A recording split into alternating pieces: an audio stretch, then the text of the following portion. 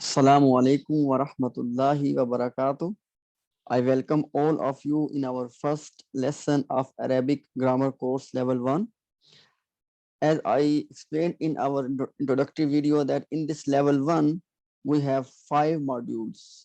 Inshallah, today we are going to begin our Module 1. So, this is our first lesson of Module 1, and Module 1 is Ism and its properties. Okay, let's inshallah begin. So what is ism? In order to understand this, if you look at this first slide, as we have the concept of parts of speech in every language, with regard to Arabic language, there are only 3 parts of speech: ism, fail, and harf. Okay, let's look at them one by one. What is ism? Ism is the largest part of speech in Arabic language, which covers many things. What are those things? Name of person, for example, Ahmad, or even the pronouns pointing to persons as he, she, or they, and name of places, for example, Sydney or Melbourne, name of thing, for example, table, chair, name of ideas, for example, happiness, eating, or even, for example, Christianity, Islam, atheism. All of these are the names of ideas. So ideas are also in the bucket of ism. And then adjective, for example, nice, beautiful, tall, short. Adverbs, for example, slowly, rapidly, badly, this ly at the end. So all of the adverbs are also in the bucket of ism. And lastly, and more, which means there will be, inshallah, coming few more things, they will be in the bucket of ism. So first part of speech in Arabic language is ism. And in this bucket of ism, we have name of places, name of persons, things, ideas, adjectives, adverb, and few more things, inshallah, will come in future. That's the first part of speech. Second part of speech is fail. What is fail? A word that has tense or time attached to it. Tense means present, past, or future. For example, as you can see on the screen, he learned. This learned is a fail. Why? Because this word learn has a tense which is past tense. He eats. This word eats is a fail. Why? Because eats has tense, which is present tense. He will read. This together, will read, is fail. Why? Because it has tense, and there is future tense. So simply, any word which has tense attached to it is called fail. Last and the third part of speech in Arabic is harf. What is harf? A word that is incomplete in conveying its meaning or message unless it is followed by either a fail or a ism. Another way will be a word that is neither fail nor ism. That will be harf. Okay, look at the example. To, from, for, in, if. As you can see, all of these words, they are not conveying any meanings unless you attach something to them. For example, if I say to, it did not convey any meaning. If I say to the masjid, now you got the meaning. Likewise, if I say from, it conveyed no meaning. If I say from my house, now from, when I put another word to it, now it conveys the meaning. So harf is a word which does not convey any meaning or message unless you attach another word to it. So these are the 3 parts of speech. Now, in this first module, we'll be only concerned with the first part of speech, and that is al-ism. And with regard to al-ism, we have already seen the description of ism.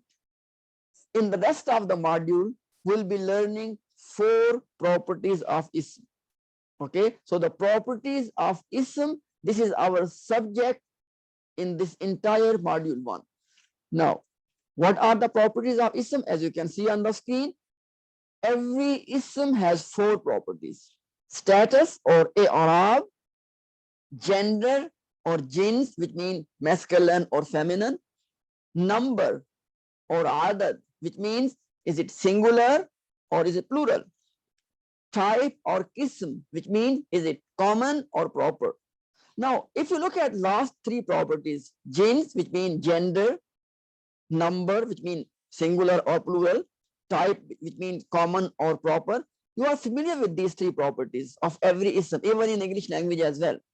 But you might not be familiar, at least some of you, with regard to this first property of ism, that is status or i'rab. So inshallah, in this first lesson and second lesson, we'll complete this first property, which is status or i'rab. Inshallah, after that we'll cover the rest of the properties. Okay, so let's inshallah begin to cover the first property, that is status. Okay, so status, in this first property, so English word is status, but the Arabic term is i'rab. Okay, I'm not expecting from you as a beginner student to know all of these fancy Arabic terms, and there's no problem in it. You just can focus on the English term, no problem at all. Okay, so in this first property of i'rab, inshallah, we'll cover these 3 points. Number 1, which is a natural, what is i'rab? And number 2, types or forms of i'rab. And number 3, how to tell the i'rab. Now, inshallah, in today's lesson, I will cover this point A and B. Okay, inshallah, C will be covered in lesson 2. Let's begin with A. What is i'rab? As you can see on the screen, there's a description given here. Before I show you this description, let me show you an example first. It will make it easy for you. Look at these 3 sentences. Ahmed is my friend. Second sentence. Ali hit Ahmed. Third sentence. I went to Ahmed's house.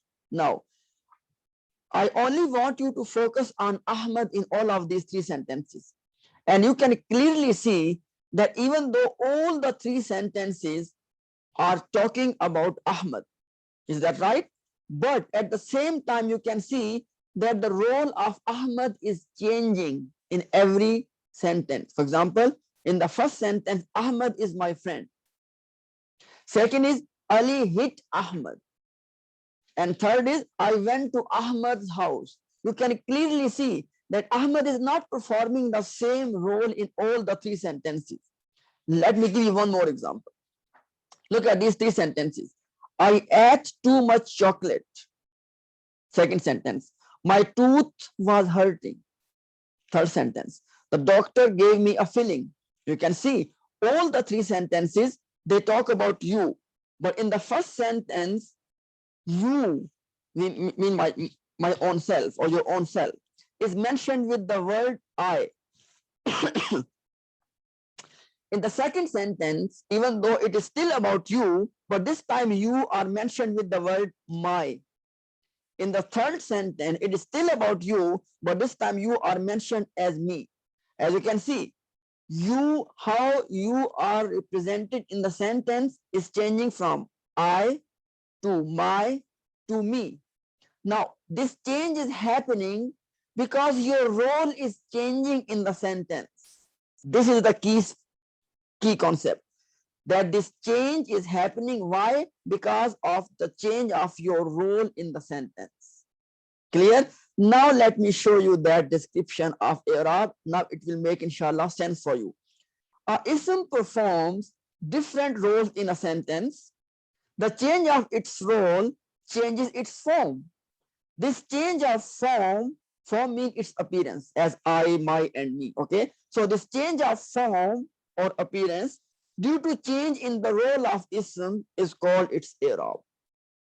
One more time, in simple terms, ism performs different role in a sentence. When the role of ism changes, its appearance or its form changes. This change of form is called i'rab. Clear? As you have seen in this example, that Ahmed is playing different role in these 3 different sentences. So the status of Ahmed is not same in sentence 1, 2, and 3. Why? Because Ahmed is performing different roles in these sentences. Likewise, I, my, and me. This change of from I to my to me is happening. Why? Because your role is changing in the sentence. So clear? So the change of the role of ism changes its form or appearance. This changing of form or appearance is called status of the ism. This was our point A. What is status? Clear? Now let's move to point B. Forms or types of status. As you have just seen in the example I have shown you, the ism can perform up to 3 roles in a sentence, which means that the forms of ism will be 3. Or you can say that the forms of the status of ism will be 3. For example, as you can see and read this one, depending on the role of ism, depending on the role a ism performed in a sentence, there are 3 forms of its status. So the status of ism has 3 forms or 3 types. Why? Because ism can perform up to 3 roles. Now, what are these 3 forms? One is first and foremost is called, or you can say the default one is called rafa. Ra, fa, ain, rafa. And second is called nasab. And third is called jar. I have given the English terms for them as well. If any one of you familiar with these terms, alhamdulillah. If you are not, no problem, because we are not learning English grammar anyways. So you can focus on these 3. Okay. Let's look at them one by one now. So when the status of ism will be rafa, if ism is the doer of the action. Clear? If ism is the doer of action, in this situation, the status of ism will be rafa. And secondly, this being rafa, this rafa status is the default status of ism. Any of the other 2 forms of status will come because of some reason. The default position of status of ism is always rafa. Thirdly, when ism is in rafa status, we call it marfu. If you can remember this term, alhamdulillah. If you can't, no problem. You can simply say that ism is in rafa status. And another word of saying that is that ism is marfu. Clear? Now let me give you the example, first English example, okay? Ali is playing cricket. Now, as in this sentence, the action is playing. Who's the doer of the action? Ali. And obviously, Ali is a ism or noun, okay? So in this sentence, the status of this ism Ali is rafa. Why? Because Ali is the doer of this action. This is what I mean, that ism will be in rafa status if it is the doer of the action. Clear? Now the Arabic Quranic example. Khalaqallahu Adama. Allah created Adam. Okay? So what is the action? To create something. Who's the doer of the action? Allah. So you will say that in this sentence, this word Allah or this ism Allah is in rafa status. Why? Because this ism Allah is the doer of the action. Clear? And please read this note. Inshallah, we'll learn later that what are the other situations when ism will be in rafa status. Which means I am not saying that ism will be in rafa status only if it is the doer. But this is a good starting point as a beginner, that ism will be in rafa status if it is the doer. There are other situations as well when ism can be the rafa, in the rafa status. Inshallah, we'll learn them in future. Don't worry about them. Just keep in mind this point. So, and now the second form was nasab. When ism will be in nasab status, very simple.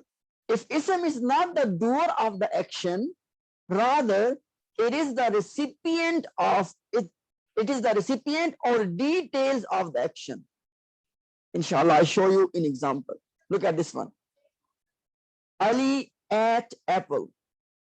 In this sentence, Ali is the doer. So Ali will be in rafa status, which we learned before.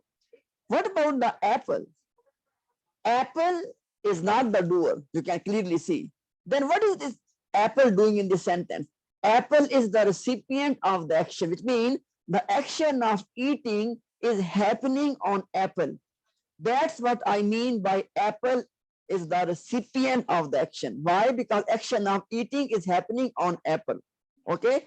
Or in simple terms, apple, this ism apple is giving you the detail. Details of what? Details of the action. Because in this sentence, You are saying that Ali ate. Okay, Ali ate what? So Ali ate apple. So apple is giving you the details of the action of eating. This is what I mean here. That if ism is not the doer of the action, rather ism is the recipient of the action, or it is the details of the action, we will say this ism is in nasab status. As in this example, apple will be in nasab status. Obviously, apple is ism. Why? It's a name of thing. So apple is a ism, and this ism apple in this sentence is in nasab status. Why? Because of this reason. And what is the reason? It's giving us the details of the action, or it is the recipient of the action. And if ism is in nasab status, there's a fancy term that this ism is called mansoob. If you can remember it, well and good. If you can't, no problem. Simply say that ism is in nasab status. Or you can say, if you can remember, that this ism is mansoob. Clear? Last point, and before that actually, Quranic example of the nasab, or the second form. Khalaqallahu Adama. Allah created Adam. Same example. Okay. Now, Allah is the doer of the action, as we said before. So Allah will be in rafa status. What about Adam? Is Adam doer? No. Then what is Adam doing in this sentence? Adam in this sentence is the recipient of the action, or is the detail of the action. What was the action? To create something. And the detail of it is, what did Allah create? Allah created Adam. So Adam, you can say Adam is the detail of the action, or you can say Adam is the recipient of the action. And due to this reason, in this sentence, this ism Adam is in nasab status. And we can call simply that Adam is mansoob. Or simply you say ism Adam in this example is in nasab status. Clear? Last one and the third form of status is jar status. Okay, what is that?